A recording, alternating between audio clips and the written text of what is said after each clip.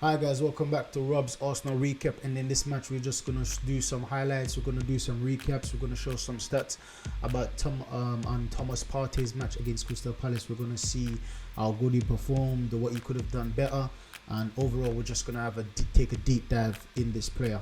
So let's just get into it. So this was the formation against Crystal Palace. We see Bukayo Saka on the right. We see Nketiah up top. We see Gabriel Martinelli on the left. And Nketiah has the lowest rating on all the team performance apart from Tomiyasu, but we can't really count Tomiyasu because he has a red card. So apart from Tomiyasu, we see Nketiah and then Kai Havertz, which I thought had an okay match, but Kai Havertz with the 6.9 rating, which is the second lowest. And then we see Martinelli, but interestingly, Saka got 7.8, and I didn't believe he played that well, and he was basically the second. Saka and William Saliba got the second best in the man of the match, according to Sofia Sport, and Thomas Partey got the man of the match, even though Declan Rice was the Sky Sports man of the match. Aaron Ramsdale with a 7.2 rating, Benjamin White with a 7.3. So now on this one, we see this is the position. This is the basically the average position of the players on the pitch, and we see Thomas Partey. It's a bit of inverted. So Saliba is always sitting back. Saliba is always the sweeper, right? And this is what I said. Sometimes we find ourselves with one at the back. Most teams find themselves with 3 or 2 at the back, but we most of the time find ourselves with 1 at the back. We see Ben White just above Saliba, Declan Rice in the middle covering the gaps, and Tomiyasu on the left, on the halfway line, and Thomas Partey. So Thomas Partey is basically, you see him right beside Ben White and right beside Odegaard. So it's like he's that link player that links between these two, that links between the midfield, the centre back and the midfield. At most times he's up right here when we're in Crystal Palace is off, but this time in average we see him right there just controlling the play, and we see Declan Rice right in the middle. So they're quite far apart. So this match he didn't play as much as inverted as previous match. He wasn't inverting as much, and I think it's because of the type of opposition. We see him standing right on the right hand side, and basically in a fullback position, which is fair play. Arteta is improving him to be a okay fullback, because I believe he had a very good match. So for me, as what I said before, Thomas Partey is my man of the match, and we're just going to watch a clip. We're just going to watch some clips of how he managed the match and maintain the possession of the ball and also defend. We see clamping down, that's Mitchell,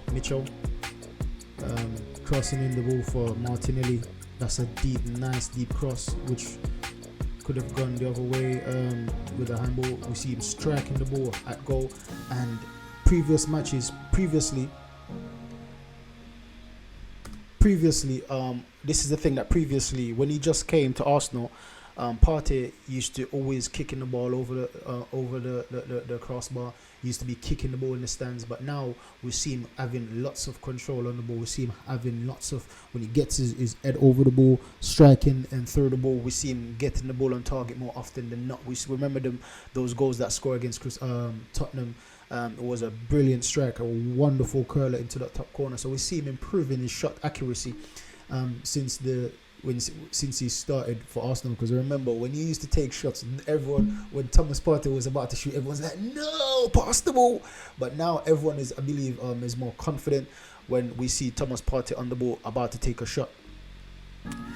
So this is a quick free kick from Saka to Partey, and you see him playing the Ben White position, crossing the ball. And I believe Martinelli should have basically controlled that and go down the byline and cross it in, or taking a shot on his left foot down the byline. But the position we see Partey in right now, the position he's taking up right now, is normally where we see Ben White.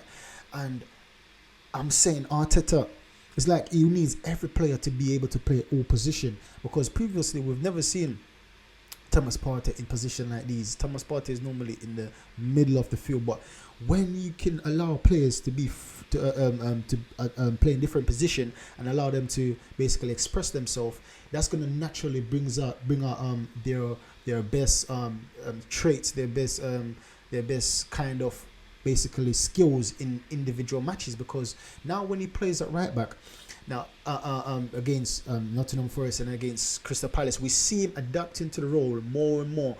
And it's the same thing with Ben White. When Ben White started, we got Ben White when he used to play for Brighton, centre back and sometimes defensive mid.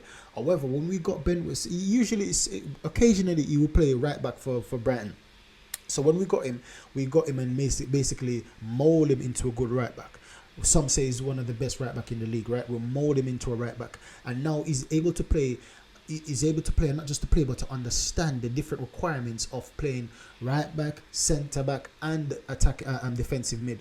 So, for example, when you have an insight on how a position is played, you can able to further help the team. For example, if you're a defender, if you're playing centre back, and occasionally you play right backs, you understand how a right back role operates, or how it should operate. For example, just a simple pass. You know how to pass in their path, because you normally occasionally play that position, so you know how you'd want the ball in that position. So if you're on the right wing and you see that person like Partey in this instance bombing down the wing, you know that okay, he's not the quickest, so I'm gonna wait for him I'm gonna pretend like I'm gonna pass to him, but I'm gonna recycle the ball and let it go into midfield and let him come back, and then after I'm gonna give him to feet and then try to drag that player back, and then after I'm gonna see if he spins, and after he spins, then I'm gonna put it over the top for him. So these are the kind of things that when you play in more and more position, it gives you a deeper understanding of the game. So with Thomas Partey here, this is only going to benefit him. Many people are criticizing Arteta, criticizing what's going on, but this is only going to benefit him when he's in these kind of position. Look, he's at the byline on the right wing. He's not the quickest, he's not the most athletic, but to able to understand this position and to be able to pick up this position, because even Xhaka, last season we see Xhaka on the left hand side, the same position but on the left hand side, and we see Xhaka was covering at left back some of the times when our wing back was attacking. Xhaka would cover that space, and vice versa. When a wing back comes back, Xhaka goes into the left wing position while Martinelli comes inside. So I believe that this is going to help the player and it's going to help the team, because when someone is marking Saka, because sometimes we could do player marking. If someone is player marking Saka, the fullback should be able to go bomb forward and then be able to cross in the ball and be able to. We should be able to have a better control of the ball in situations like these, and so I believe that this is going to improve Thomas Partey game overall. Yes, so Martinelli should have done better with that. So we see him in the middle. So now he's inverted in the middle. He's back on the wing again, keeping the ball out. Poor header from him. That's a nice ball over the top, and that's another thing as well. Because of his passing range and his passing accuracy, he can pick up ball that Ben White don't normally do, because Ben White is our normal fullback, right back. But he's because of Thomas Partey's passing accuracy, he can be able to put some balls over the top to Saka. That sometimes I see Saka spinning the match, waiting for the ball doesn't come, because Ben White doesn't have that accuracy to give him the ball at the right time in the right position, even on the right foot. Because sometimes when you see Thomas Partey pass the ball to Saka, he ends up right on his left peg. So it's down to Saka now what he does with that chance, what he does with that opportunity. Look at that again. See what I'm saying? Once again, we see him that little chip ball through, and then we see him that I think he done about 3 or 4 times in the match. And normally, that don't normally happen, because Ben White doesn't have that tech to do things like that. Ben White don't get me wrong, he's a very good right back, or very good at what he does, but those kind of pass needs more technical, gifted player in terms of passing range and passing accuracy, and Thomas Partey fits that role perfectly. And he's more vocal as well compared to the previous seasons. He's like more of a leader now. He's becoming more of a leader in the team. Poor header from him. He was the ball was too low, and he's trying to flick it with his head, but yeah. Very good defending, very good passing, very comfortable on the ball. See him give it down to Saka on the wing. I like the way they're starting to understand each other. This was the like one of the worst moments of the match for me that I've seen him done. Brilliant crossfield pass. We don't normally see Ben White doing things like that. So this is the thing that we can always criticize when Partey does something wrong, but we need to highlight the benefits he does have in position like that, comparing to his counterparts, whether it's Ben White or whether it's Tomiyasu. They don't normally switch the ball like that because they're not confident in their crossing accuracy or the pass accuracy. I see Saliba can do that. Saliba has a very good pass accuracy for a centre back. Sometimes we see Gabriel do it.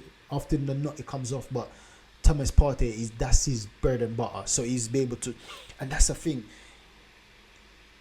He's able to switch the ball from right to left in an instant, and that's only gonna benefit us and Martinelli going down the wing quicker, getting to this to their left back quicker. To their right back quicker. I'm able to basically get Thomas Partey will be able to get Martinelli in a one-on-one position very quick and be able to get the better of that player and overall create a chance opportunity for our team.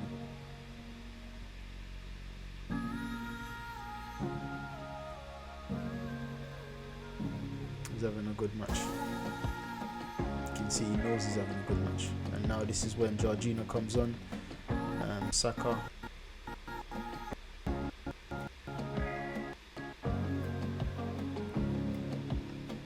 Cutting out the pass, brilliant.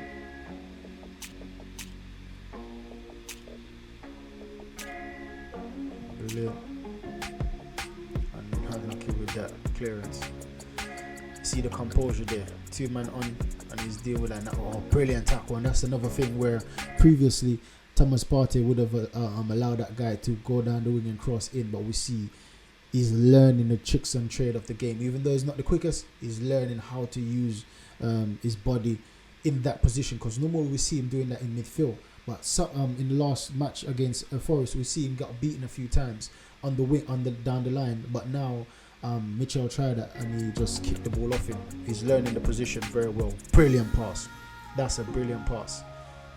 And he's confident to play that pass. Ben White in that position perhaps wouldn't have done that because he wouldn't be as confident getting it to the player.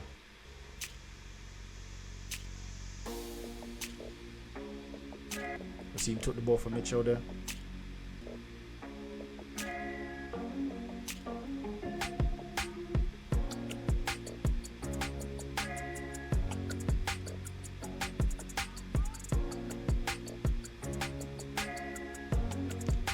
I like this. This is after the match. That's after the match. They're having a discussion on what they could have done better, what they did wrong, and what they could have improved. We see Kivio there, we see Partey there, and we see Jorginho. They're having a discussion, and I love that. That's after the match. After the whistle's gone, everyone's greeting everyone. Everyone's going off the pitch, and they're on the pitch discussing what they done wrong, what they could have improved. And that's just brilliant for me. That's dedication to the team, dedication to their craft. I'm loving that. So this is the heat map of Thomas Partey. We can see he's more dominant right in this position. In the final third on the right hand side, we see he's more dominant, and also on the right back, way down defensive line. So we see where he's attacking, and in the deepest red, we'll see the deepest red, or he's defending way down on the right hand side in the deepest red as well. And interestingly, he's not inverting as much as he was against Nottingham Forest, because in the middle we don't see as much of a dark red area in the middle. We see bits and pieces everywhere. Even on the left hand side we see a bit of shadow of him, but there's not much in the middle. So he's not really inverting much in this match, and that's what our Arteta is good at each match.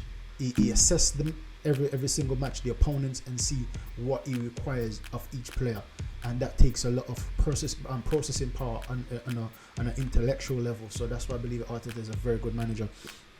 We see 90 minutes, 0 goals. Partey's personal expected goals are 0.07, no assists, 0.05 expected assists. He had 1 interception, he had 3 tackles, he hasn't been dribbled past. Ground duels, he had 7. He won 6 out of 7 ground duels. Aerial duels, he won 1 out of 1. Lost possession 10 times. That's very bad, and that's one of the things. Whereas we saw in the clip that we just saw with Mitchell, Eze, he tried to control the ball past Eze to catch it back, but Eze outsmarted him and basically got the ball in front of him. And I don't really like that stats for Thomas Partey because of the position he's playing right at the right. So if he lose possession often on the right back position, then it's gonna leave the Ben White and Saliba in the center vulnerable of crosses and things like that. And he's not the most agile or the quickest player to get back in defense. So that's, if Ben White had lost the ball a few times or even 10 times, I would understand it more because he's got the pace to get back. If Timber, same thing. Kieran Tierney, same thing. They've got the pace to get back, but Thomas Partey can't afford to lose the ball in these positions, playing at that position so many times, because then he's going to leave our defense vulnerable because he hasn't got the pace or the speed to get back. He was fouled 2 times. He had 74 touches, accurate passes 86%, 50 out of 58, 1 key pass, 12 crosses, 6 out of 4 long balls. And we saw one of them when he pinged the ball straight over from the right hand side straight over to Martinelli. Brilliant, accurate pass, and he had 1 shot on target. That's not a bad stat from Thomas Partey considering he's playing out of position. Yeah, that's very good stats from him. And finally, what we're going to talk about is expected goals and based off the positions it was in. And we see in the first charts, we see the outcome was a miss, and it was a set piece opportunity, and he headed the ball, and the goal zone was left. So remember when he went down low, he stooped down low, and he headed the ball when I think it was Odegaard crossed in the ball, and he went down low trying to get the ball accurately, and he went wide. We saw it in the previous clip, and when I was saying that he probably could have controlled it or done something different, chest it down, swivel turn, shot. He could have done something apart from that. So that was his first. That was one of his first chances. The other chance that came was the right foot shot. I believe the right foot shot was the first chance he had. The right foot shot when the outcome was saved. The keeper tipped it over, and it was right in the center of goal. So perhaps he could have went to either side. It would have made it more tricky for the keeper. However, I'm still happy the fact that he had it on target, because as what I was saying previously, that in the previous matches, previous seasons, he would have skied that. So he done well in order to get that ball on target. So that's my roundup on Thomas Partey. Hope you like it. Make sure to like, subscribe and share, and leave a comment below, and catch you in the next video. Goodbye.